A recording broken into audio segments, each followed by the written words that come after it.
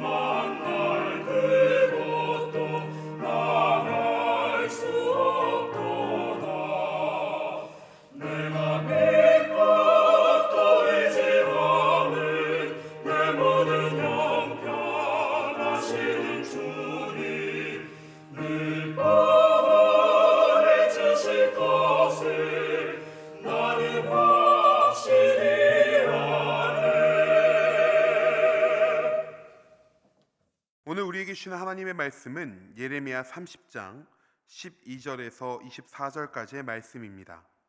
제가 봉독하겠습니다. 여호와께서 이와 같이 말씀하시니라. 내 상처는 고칠 수 없고 내 부상은 중하도다. 내 송사를 처리할 재판관이 없고 내 상처에는 약도 없고 처방도 없도다. 너를 사랑하던 자가 다 너를 잊고 찾지 아니하니 이는 내 악행이 많고 내 죄가 많기 때문에 나는 내 원수가 당할 고난을 내가 받게 하며 잔인한 징계를 내렸도다. 너는 어찌하여 내 상처 때문에 부르짖느냐? 내 고통이 심하도다. 내 악행이 많고 내 죄가 허다함으로 내가 이 일을 너에게 행하였느니라. 그러므로 너를 먹는 모든 자는 잡아먹힐 것이며 내 모든 대적은 사로잡혀 갈 것이고 너에게서 탈취해 간 자는 탈취를 당할 것이며 너에게서 노략질한 모든 자는 노략물이 되리라. 여호와의 말씀이니라.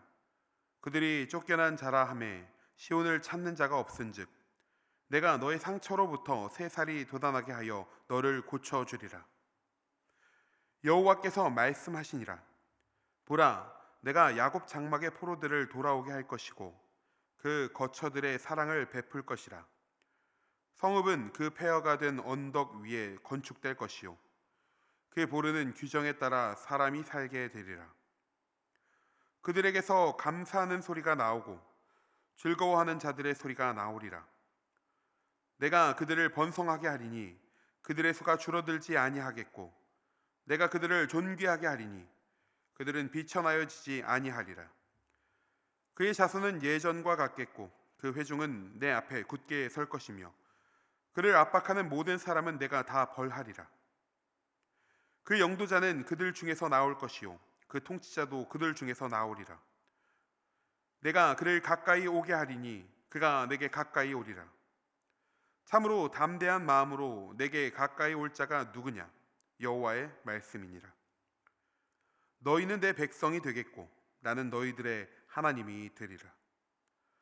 보라, 여호와의 노여움이 일어나 폭풍과 회오리 바람처럼 악인의 머리 위에서 회오리 칠 것이라. 여호와의 진노는 그의 마음에 뜻한 바를 행하여 이루기까지는 돌이키지 아니하나니 너희가 끝날에 그것을 깨달으리라. 아멘. 함께할 예배를 위해서 다 함께 기도하시겠습니다. 하나님 아버지, 이 시간 새벽을 깨우며 예배의 자리로 나오게 하심에 감사드립니다. 이 새벽 드려지는 우리의 예배가 영과 진리로 나 자신을 드리는 거룩한 산 자세가 되게 하여 주옵소서. 주시는 말씀을 통해 우리를 향한 하나님의 뜻을 발견하며 그렇게 살기로 결단하는 이 예배가 되게 하여 주옵소서. 우리의 예배가 주님께로 향하는 소중한 한 걸음 되기를 소망하오며 예수님의 이름으로 기도합니다. 아멘. 할렐루야. 아멘. 오늘도 새벽을 깨우며 예배의 자리로 나오신 모든 성도님들을 주님의 이름으로 축복합니다. 오늘 말씀은 멸망당하고 포로가 될 이스라엘 백성들을 향해 회복의 메시지를 전하는 예레미야의 선언입니다. 멸망만을 강조했던 이전의 이야기들과 달리 아주 희망찬 이야기가 바로 오늘의 본문이라고 할 수 있습니다. 여기에는 중요한 전제 조건이 하나 있습니다. 그것은 바로 하나님께서 정하신 때를 지난 이후에 일어날 일이라는 것이죠.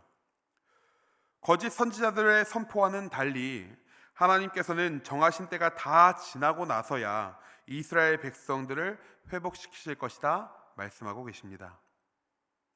먼저 12절에서 15절에 이르는 말씀을 보면 이 소망 없는 자들의 현실을 명확하게 말씀하고 있습니다. 기록되어 있는 말씀을 나열하면 이렇게 볼 수 있는데요. 상처를 고칠 수 없다. 부상이 중하다. 재판장이 없다. 약도 없다. 처방도 없다. 사랑하던 자가 너를 잊고 찾지 않는다. 입니다. 온갖 부정적인 이야기들이 연이어 등장하고 있는 것이죠. 아무것도 할 수 없고 스스로 회복될 수도 없으며 어느 곳에서도 의지할 수 없는 상태를 말하는 것입니다. 왜 유다 백성들은 이런 상황에 놓였을까요? 이어지는 말씀에서 그 이유를 명확하게 기록하고 있는데요. 세 번역으로 보시면 좀 더 와닿게 보실 수 있습니다.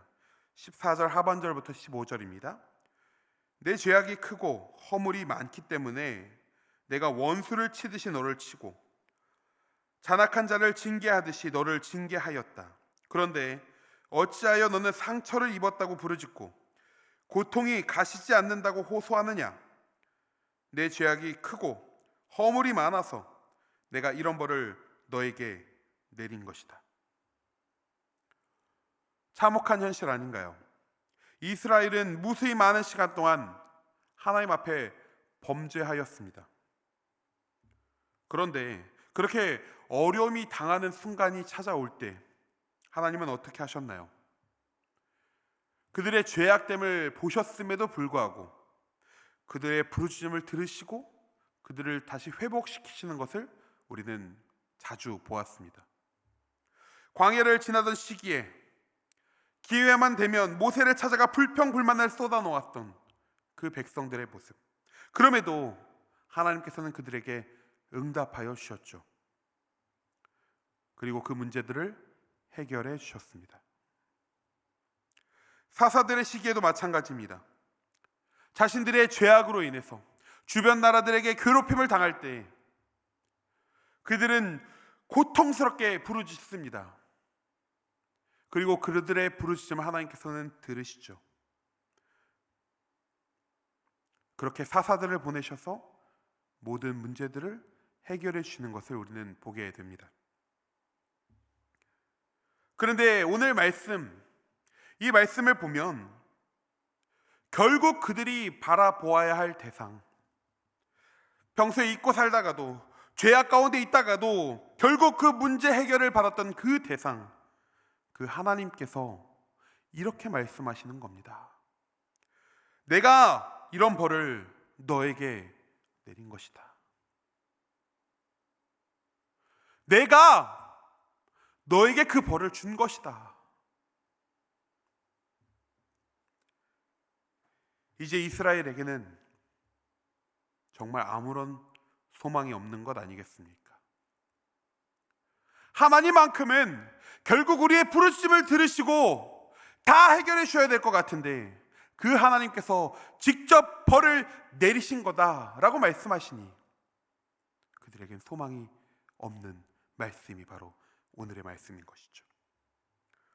최후의 수단마저 잃게 된 것입니다.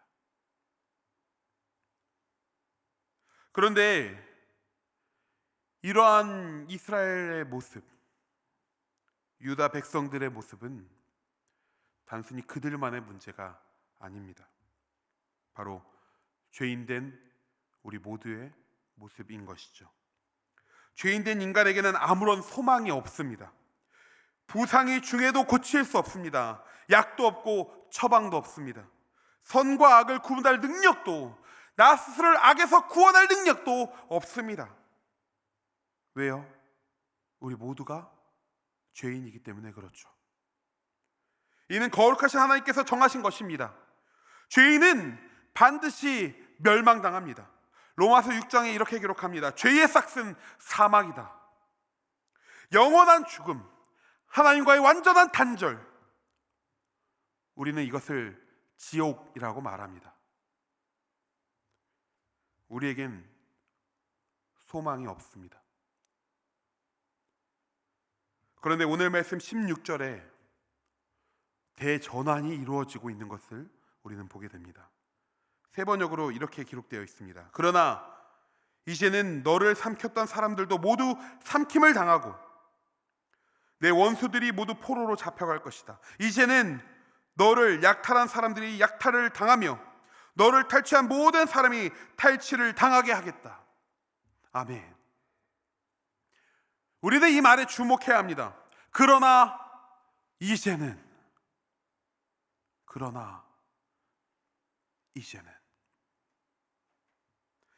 이어지는 말씀을 보시면 소망이 없는 유다 백성들에게 그들을 향해 선포되었던 이 멸망의 말씀이 하나하나 조목조목 반전을 이루고 있는 것을 우리는 보게 됩니다.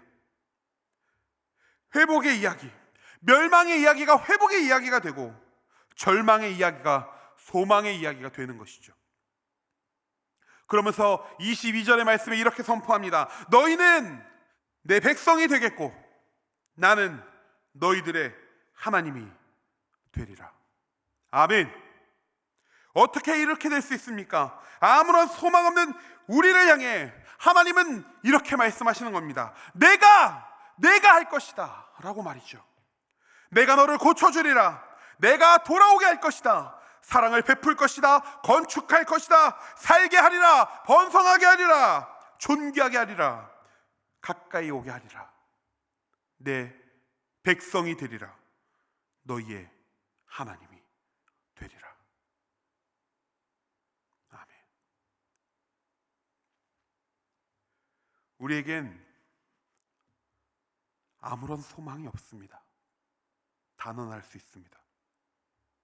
그러나 우리 하나님이 하시면 소망 없는 우리에게 소망이 생깁니다. 이를 위해 우리 주께서 21절에 기록한 영도자, 통치자가 나오게 하신 것입니다. 누구신가요? 바로 예수 그리스도입니다. 할렐루야.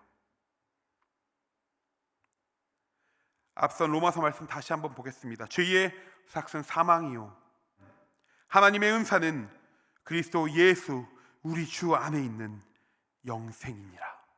아멘. 우리의 소망이자 생명 되시는 예수 그리스도를 의지하는 우리 모든 성도님들 되시기를 축원합니다. 예수님을 믿을 때 우리의 삶은 대전환을 이루게 됩니다. 우리의 가치관이 변하여 세상에 휘둘리지 않게 되고, 우리의 시선이 달라져 세상 것에 주목하지 않게 됩니다. 우리의 영이 새롭게 되어 이 땅을 회복시키는 주님의 사역 가운데 동참하게 하는 것입니다. 고린도서 5장에 이렇게 기록합니다. 그런즉 누구든지 그리스도 안에 있으면 새로운 피조물이라. 이전 것은 지나갔으니 보라, 새 것이 되었도다. 우리에게 아무런 소망이 없음을 인정하는 것, 그것은 결코 쉬운 일이 아닙니다. 누군가는 오늘 유다 백성과 같이 그 고통의 끝에 다다라서야 깨닫게 되겠죠. 그런데 그렇지 않고도 우리가 그 사실을 깨닫는다면 그 또한 얼마나 큰 은혜입니까? 이 모든 것들은 우리 주님께서 우리에게 고통을 주기 위해서가 아닙니다. 우리의 죄악됨으로 인해서 마땅히 벌어지는 일인 것이죠. 그런데 이렇게 우리에게 아무런 소망이 없음을 인정하게 된다면 우리는 온전히 주만 바라볼 수 있게 되는 것입니다. 예수님만이 우리의 진정하고 유일한 소망 되심을 인정하게 되는 것이죠. 사랑하는 우리 성도 여러분, 오늘 이 하루 나에게 아무런 소망이 없음과 또 우리 주님께만 소망이 있다라는 것을 인정하는 삶을 살아내는 여러분들 되시길 소망합니다. 그렇게 이 땅을 살아갈 때 전적으로 우리 주님께 의탁하는 삶을 살아내는, 참된 그리스도인 된 삶을 살아내는 우리 성도인들 되시기를 주님의 이름으로 축원합니다. 이제 우리 다 함께 주기도문 하심으로 예배를 마치겠습니다. 하늘에 계신 우리 아버지여, 이름이 거룩히 여김을 받으시오며 나라가 임하시오며 뜻이 하늘에서 이루어진 것 같이 땅에서도 이루어지이다.